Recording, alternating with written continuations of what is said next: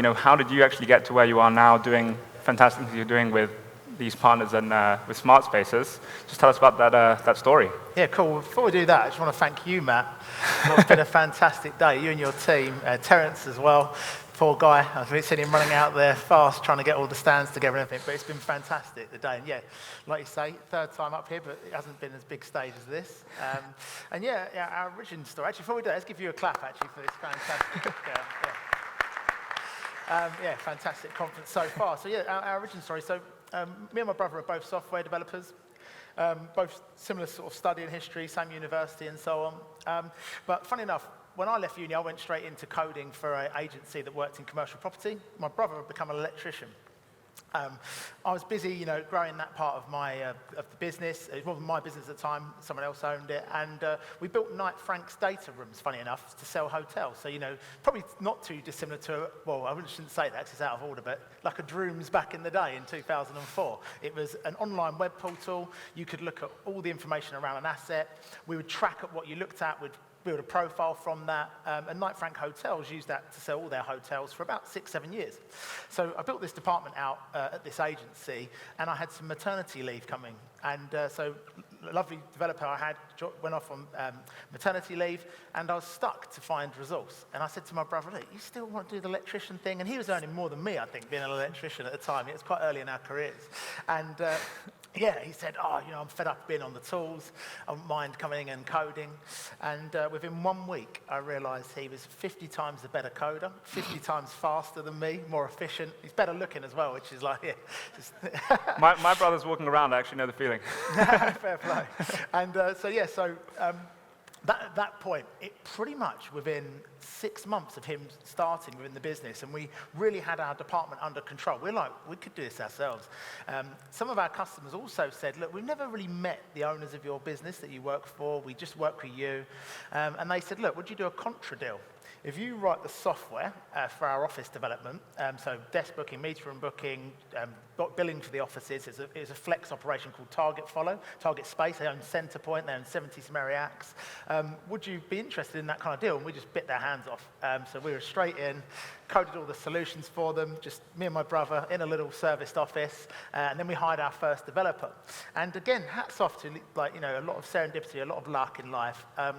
People that rented meeting rooms in this serviced office, the CEO, if he was there, or the MD of Target Space, would always try and push us in there to put a recommendation in. It's almost cringeworthy. So, Marriott's booked a series of meeting rooms for the week to do some business deals, and he's trying to punt our software to them. But it paid off. We ended up winning Marriott's meetingroom.com. We built that platform, basically, multilingual meeting room booking system. Took about 2 years to build, and then that grew the company up to about 20 people. And again, the privileges of working with big brands is that you get access to technology that you wouldn't have if we were working with smaller brands. So Apple invited us into their HQ. At the time, their HQ was just above Regent Street store. And we sat down with the guy, actually being the CEO of Nest, I think, the guy that we met. And it was the iBeacon technology. And so we got into iBeacon, and so we was getting your pass to come up as you approach the hotel booking and so on. And we thought there's a big application for this in offices, and we were still doing offices. Marriott wasn't our only client. We had other clients. The only difficult thing was Marriott had all the IP. So we handed that software back to Marriott. We backed out of the... It's all fine. We handed it to their internal team. I think it's still online today. Probably shouldn't be. Someone should check if it's actually still online today. Yeah, it is. MarriottMeetingRooms.com. It'll probably take 2 days to load if it's got any of my code in there. But it's... Fortunately, in Smart Spaces, we've eradicated all Dan Drogman's commits from GitHub, so you won't find any of my code in our current platform.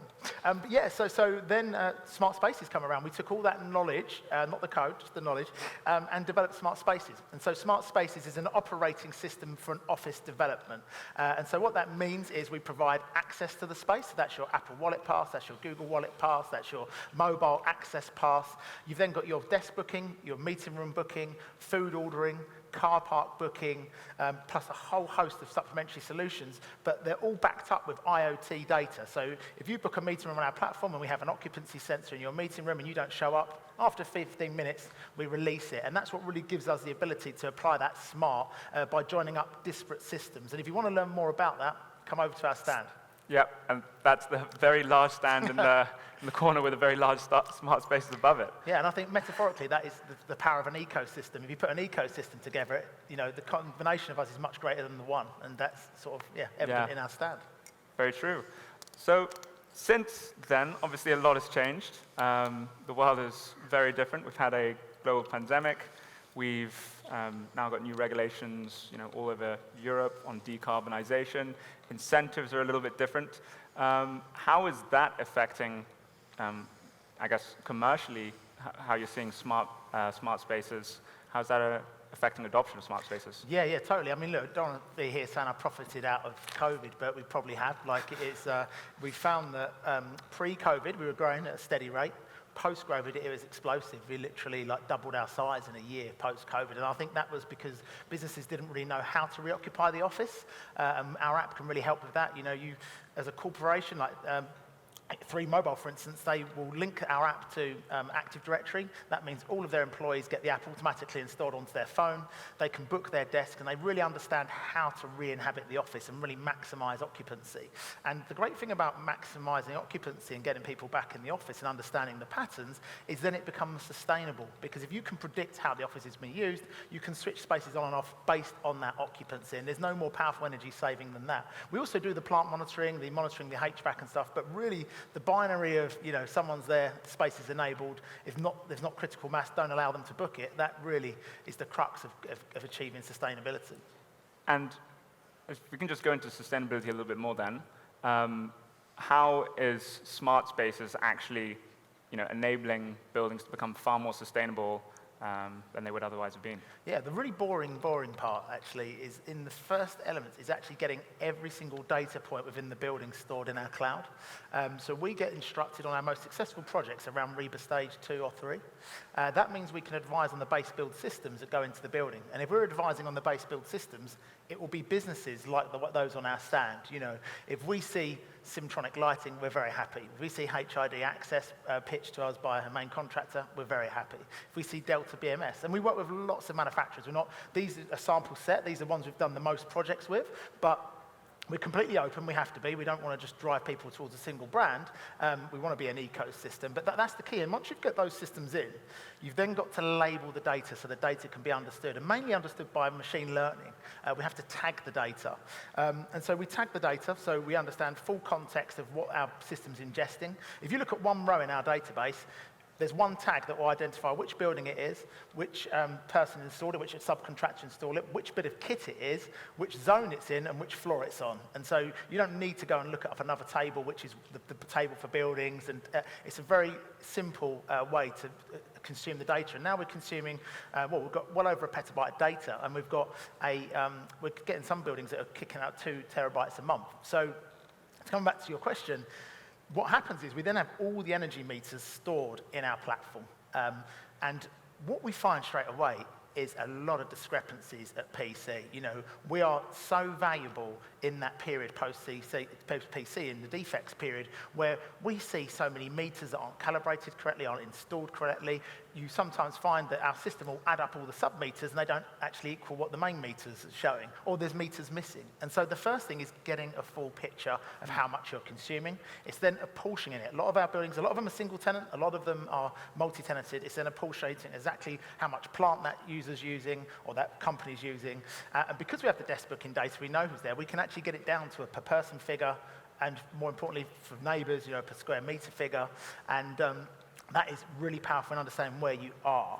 We can then look at the behaviour to say this is what you need to do to improve it, and that's really by influencing people to make decisions within our app. Some landlords are very strict. They will just say, no, you're getting 20 Celsius, that's all you're getting. We're going to keep this building a 5-star neighbours rating. Others are more flexible, and that means we have to communicate with them to say, look, please keep the solar blinds down because that is achieving X saving. If you raise them, you might get a beautiful view of St. Paul's, but you're going to affect your energy consumption. So I think you actually just uncovered something pretty big in what you were saying, and that's the fact that as soon as you go live on a building, you actually find a lot of things that are really hurting the building. So there are a lot of things that are slowing them down in their decarbonization process simply because they're not tracking the data correctly, and especially with different regulations looking at requiring lots of accurate data, and theirs, it seems, isn't until you guys come along. Do you think that's something that's really slowing down a lot of buildings from decarbonizing? 100%, and I think it all comes down to the really sad fact that most commissioning and witnessing is on 20% of the kit. If I was witnessing a building that I installed, which part of the kit are you going to do, the 20% that works? We need 100% witnessing at PC. I know it's a little bit more expensive, but when you actually work out how much it costs to get people back to site, and that defects period, that clock, as soon as you hit PC, that year is ticking fast. And we're finding we're still having arguments on some buildings where meters that we said on the day the building PC, that's not right, that's not right. We haven't had it's not been replaced until a year later. Now it's out of defects, now it's a bit of a challenge. So I'm all for 100% witnessing. The other thing that's great about our platform, come and see our digital twin, is that if you have a BIM model and you tag that BIM model with the same tag that we tag the data points, our system auto-maps the whole building. And it will just highlight in red whether a system is offline and we can't see it. So you know if there's an FCU down, there's a chiller down. It'll be amber if there's an issue on that element, and it'll be green if it's valid. And so if you want to start your day of 100% commissioning, you could just focus on the kit that's in a real state and then work your way forward to stuff that should be okay. But I think it should be 100% witnessing across all our projects. But it's not. It's about 2 or 3 projects out of 1,000. Okay, so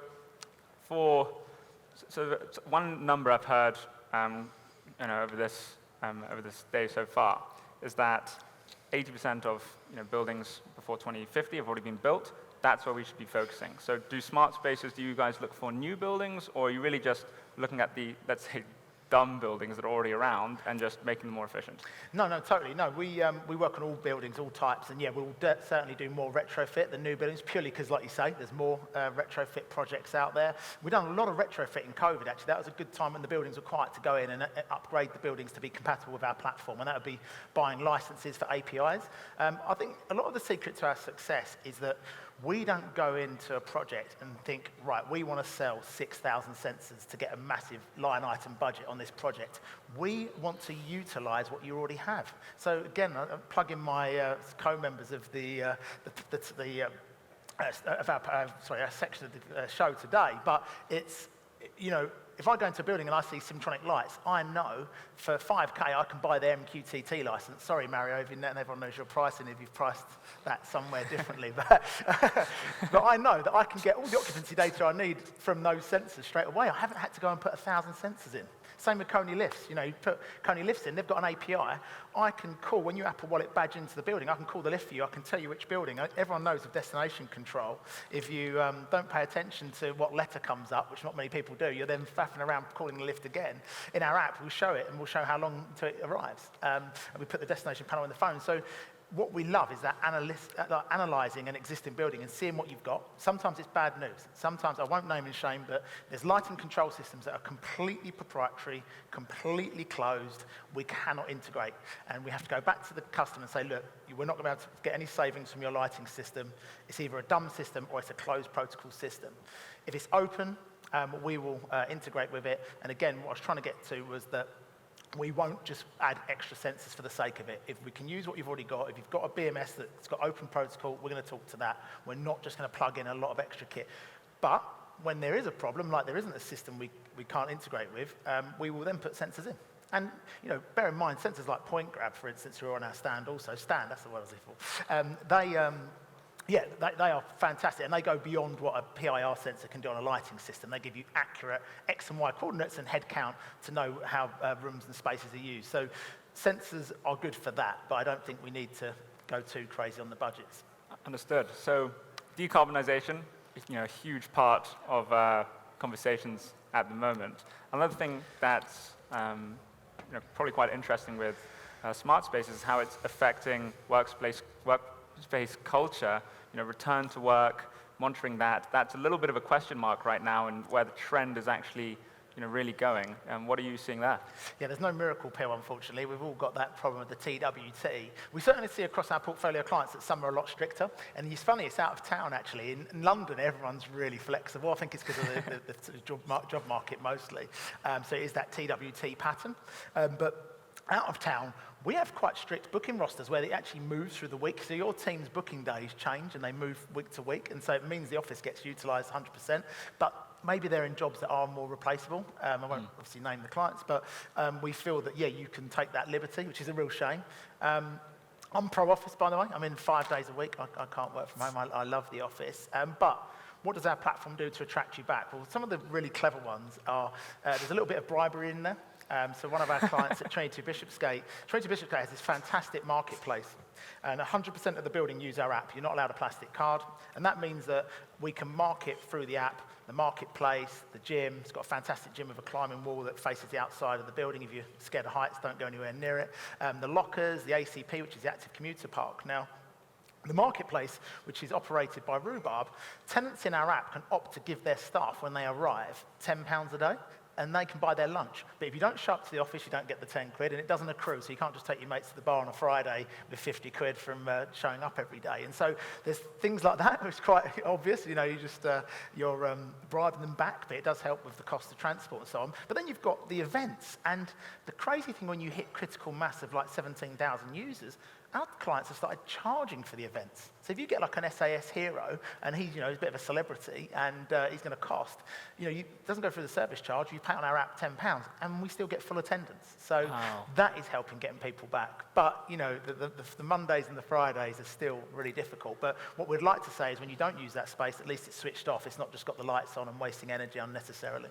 And sorry for putting you on the spot here on this one, but I'm under the impression you might have the data on this. What is actually happening? Are you seeing people now moving back to the office, in all the buildings that you're operating? What are you actually, seeing as of last year? Yeah, certainly. On the days that are TWT, it's back to pre-pandemic, if not exceed. We're exceeding it because a lot of our clients have actually employed more people than have office space. So a few of our clients started off with 500 people as their workforce, one-on-one desk ratio. We've enabled them to go to 900 using 500 desks, and that's saving them around, one of clients, 1.2 million a year in rent. So that's where our software becomes very powerful in terms of a return on investment. Fascinating. And the cultural aspect on that is quite important, I think. So with real estate traditionally, there's let's say, a slightly more real estate culture. Now we're thinking of, when you think about digital transformation, moving towards a tech culture to really enable that. What advice would you actually give to real estate partners, real estate clients when it comes to how to think their approach to digitalizing and technology for their buildings? Yeah, well, I think even project management methodologies, I've noticed that a few property companies are adopting the Scrum methodology, which we use, working in 2 week sprints to deliver a project rather than like a waterfall method. So I think that's fantastic, which sits away from the technology. But I think POCs are actually a bad thing. We do a few, but no, you never get the full commitment from the company that's buying the software. You're not getting the full revenue either, so you're not really, as much as you hate to admit it, you're not always fully infused and engaged in the project. And so I think POCs can kill people from actually getting the success or getting what they want from the software. And so we've been really fortunate. It's not been so much a POC. We've had a full charged project, full-scale project, but on one building. Let us prove it on one building. And then that's led to portfolio deployments, which we're really proud to have. So I think the POC needs to be thought about. It needs to be work for both parties. But certainly you don't have to go full portfolio day one. Start with one building, but put all of your effort, resource behind making that project a success. Understood. So gone over decarbonization. We've talked about return to office. There's one other big thing that everyone's sort of mentioning in every second conversation, and that's AI. And how far along are we? How is that looking in terms of building? Are we going to have a building completely running on its own and humans just can put their feet up and now Smart Space is in and it's the best building in the world? How's the journey there and how far along are we? Yeah, totally, yeah, potentially. I mean, look, so we've dabbled with ML in AWS, quite basic stuff really. But what's happened is as we've grown and we've got more successful and we're up to 60 million square feet, now we've got this huge data set. And we do a lot of human interrogation in that data set to help our clients, and we build these fantastic dashboards. And so we just hired our first head of AI, who's heading up our data team. And he's there to look at these human practices we're doing and see how we can scale that through ML to deploy it automated to all of our customers, because we've got too much data for human interrogation. So that's a key point. I've looked over the shoulders of many of our software devs, and they are using ChatGPT to code. And it's simple things. We have a smartphone app. it's great with Apple, it's quite simple, not too many models to scale our app to. Android, there's a lot of models out there. And I see what he was doing, and he got it to write an algorithm that would just resize the graphics in proportion to all the different display sizes. He still has to embed that into our code. He still has to get that passed off in a code review for cybersecurity. So we're comfortable, we've got the quality control there. If that gets him to be more productive, go for it. I'm not going to replace him. I'll hire more, but get more bang for my buck. So I'm very pro AI. So it's less about replacing the workforce with AI, and it's more enabling them with AI, right? I hope so. If it's replacing, we're all screwed. So there won't be any more PropTech Connect. There'll be a couple of robots up here. Just a bunch of robots on stage and in the stand for learn for each other. Probably a few people on stage that have been like that. Cool. So that's where we are now. What's next? What's next for you and Smart Spaces? Yeah, certainly. I think the thing our app is the key method of communicating to the end user. So the end user uses our app to resource book, to access the office. We even get funny things like the beach tailing on Sunday where we see our analytics spike and everyone's trying to get the best desk in the corner. But I don't think that medium will be the medium forever. I think we're going to see, the glasses will come back and we can have that automated in there. We've done a lot of voice stuff back in the day to show off when we first done our first smart building. We had Alexas and we opened doors, we controlled air conditioning. No one bought it or no one used it, so we sort of shelved it. I feel with the earbuds and stuff, we'll bring them back in, we will bring some more voice. We're actually looking at that for DDA purposes. With Kone, actually, with our new lift interface we've just built, you can call the lift from the app, so it's a remote control function. You haven't got to get out your seat or pass it. It can automatically do that using a Bluetooth beacon, but it can also hold the doors open longer, so you've got more time for the journey. It has got a cheeky VIP mode where it won't stop for anyone else either. We can enable that on discretion or a small bribe. But yeah, so there's a lot of near-term stuff we're doing, but more longer-term it's going to be AI. More longer-term it's going to be, will the app be the core medium? I mean, I would quite like it with the Apple Wallet passes we've got active. If they become more smart, they could give you, at the moment we can't publish data into that Apple Wallet pass. It's a static graphic on the homepage of the app. But imagine I could give you some data like which desk you're booked at. You haven't got to go to our app. I don't care. Our system's a cloud platform. You don't have to use our app. We're not forcing you for the app. The app's a good channel now, but I don't believe that will be the channel we use in the future. Fascinating, fascinating. Cool. Well, I think that means you were very thorough with all the information you provided. Well, look, we've just cracked open a case of beers on our stand, so you can't miss it. Smart Spaces. You need an Apple Wallet pass to get in, but we can get you in. And come over, check out all the different members of the ecosystem we have over there, and we can give you, you can see it for yourselves. Cool. Thank you, Dan. Brilliant. Thanks, everyone.